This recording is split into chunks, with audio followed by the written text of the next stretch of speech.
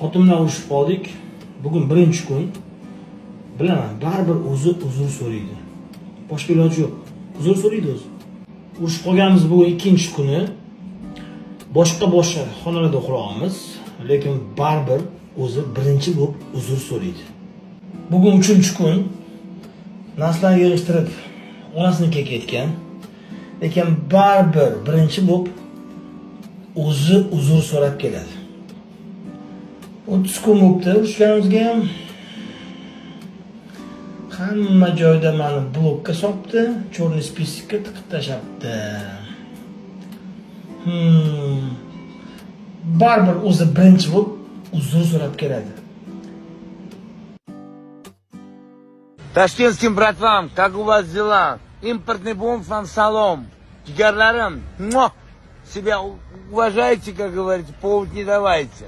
Массаga jigarlarimga omad.